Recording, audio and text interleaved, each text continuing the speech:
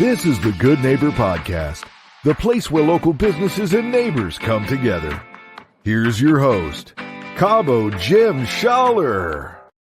Welcome, good neighbors. Episode number 141 of the Good Neighbor Podcast Estero. Today we have good neighbor Joseph Voldeck from MADGIG Networks. Welcome. Thank you, Jim. How are you? I am doing awesome.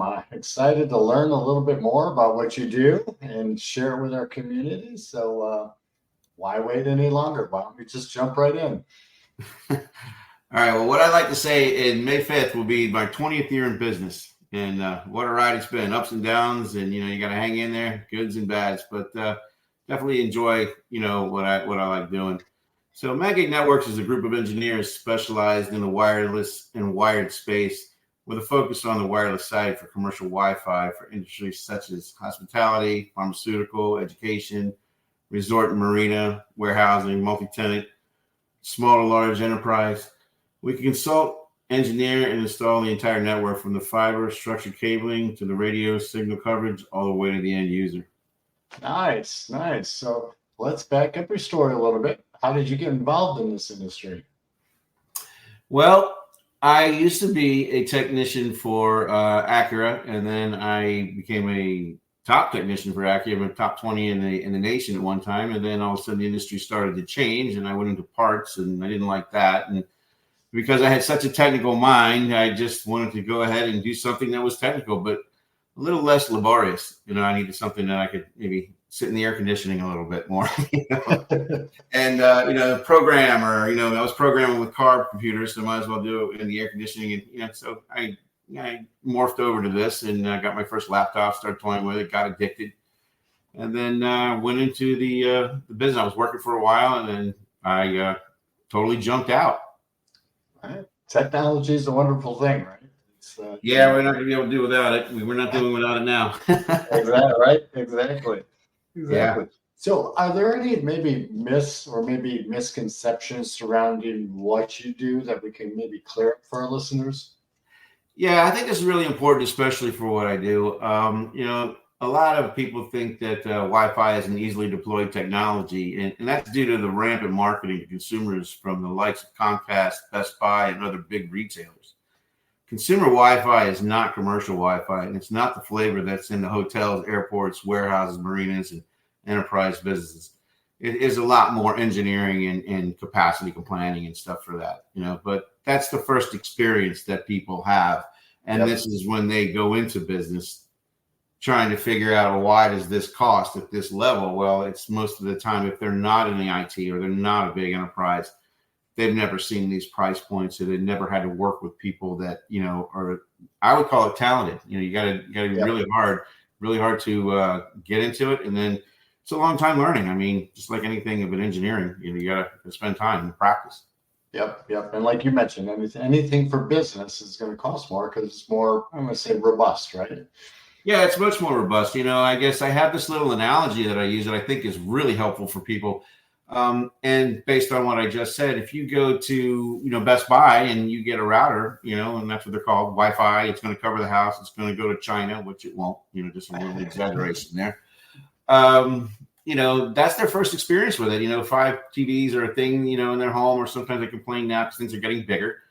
But, that's their experience with it. And their price point's $300, $400. And once upon a time, it wasn't even that, so price points were a little scary for them. And then they go into a Starbucks and there might be 30, 40 people on there enjoying streaming, watching video. That really taxes a network, or an access point in this case too. But they don't realize they may have gone up $5,000, $6,000, $7,000 in equipment and engineering, or whatever was designed, going to the real high-end Cisco stuff that will support that network and that business and all that niceties that you're being able to enjoy. Then you go to enterprise and there'll be a much larger deployment, so your average access point might be anywhere from $800 to $2,500. Let's say you need 30 of them. Think about where your numbers are going. That's not something they see, but their experience across the board is actually the same. Yeah, and then we've become a society so dependent on that access that we don't realize what goes on in the background. We just know I can't get on my Wi-Fi. That's exactly right. So that exactly fits that myth that you're asking about. Yeah, it's ubiquitous and you can't see it, but you expect it, but somebody has to pay for it to show up. Absolutely, absolutely. So do you see anything trending, changing in the industry most recently? Yeah, I think the Wi-Fi 7 is changing a lot of things at this moment. It's going to make things a little easier for a lot of people. But you will, you got AI also that's, doing some of the work that would be behind the scenes where, actually an engineer would take the time to do, or eating up man hours or stuff like that. But I think we'll always still need the engineers being able to take care of that Wi-Fi and take care of that network.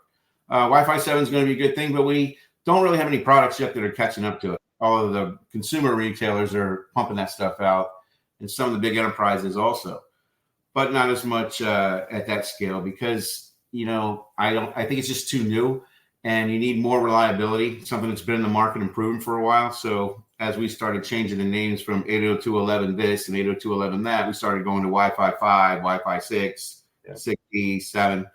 So 6 been around, 5 years, and it's pretty solid. So you stay there. You're always a little bit of a before the curve. You don't want to go right into the leading edge.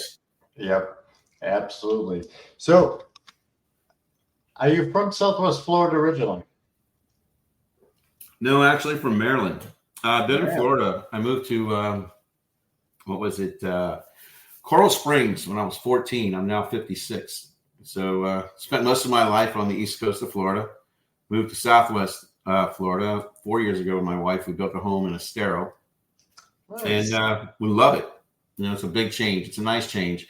It's not far. We stay warm. We get the break in the summer and break in the winter. And, it's just, if you travel, you come back home and don't have to worry about too much.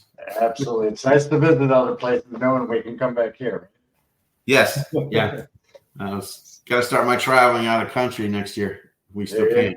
There you go. Absolutely. Got to enjoy life while you can. So outside of work, being a business owner, I know it's very demanding. Time's probably very limited. As you mentioned, you didn't have a lot of time to travel. What do you like to do outside of work? Well, I enjoy fine dining and champagne.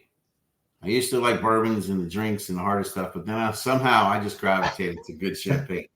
It costs the same, about a little bit more if you get $40 than for a bottle, but and then with my family, and we just really enjoy fine dining. I really don't do a whole lot more than that. I mean, I go out and take walks or whatever, but definitely I would consider myself, besides a wireless and wired engineer, I'm a professional foodie. I just love to look up restaurants and go try them. I mean, in Florida, that's kind of really the lifestyle too. You move here, you got to go to restaurants. Yeah, we've got some great restaurants around here. That's awesome. Oh, we sure do. So is there one thing you wish our listeners knew about what you do that maybe they're not aware of? Yeah, I think that a lot of times I've actually had to, on the sales side of the business, had to learn to, I don't like this word really, but it's dumbed down a little bit to bring it, to an understanding where you're talking to an intelligent person, but they just still have to understand, what they're going to buy. Information technology is an all-encompassing umbrella. It can confuse people. There are many divisions and branches of IT. By comparison, just as you visit a general practitioner for a checkup, you may also need that general practitioner to give you a referral to see a specialist. That's the same premise. So not everyone in IT is a wireless engineer or a wired engineer, and a standard IT or managed service provider, which the acronym for that's MSP, may not have the time or be able to afford a wireless dedicated engineer, to do an enterprise survey, design, installation, support required for the project. Another thing that's actually, besides knowing the technical side of the work, you also need to know the business you're working with. You need to understand that a marina Wi-Fi requirement is not of a Wi-Fi requirement of a warehouse, and that the customer will judge you on that. We like to consider ourselves the specialists that you go to in order to find what you're looking for. And that's the important thing, That is an important thing. You do. I learned that a long time ago when I went to do a marina in Tarpon Springs, Florida, and I hadn't done one yet. It was years ago, and we had done a lot of other industries, and because we had a great reputation, but because we didn't do a warehouse. I mean, we didn't do a marina yet. He didn't give us the job. So, and I understood it later on for the simple reason that, a marina is going to need, a certain type of customer, what they're looking for. And if you start talking, you can see this disconnect in their eyes that, Well, we're talking about slips. We're not talking about aisles in a warehouse. You know, we're not talking about that's. We're not interested in that. You know, and then you start to realize that when you get the experience in all the different industries, it makes more sense. Yep, everything's a little bit different and customized to that situation. Mm-hmm. So how would our listeners go about contacting you if they had questions, have needs?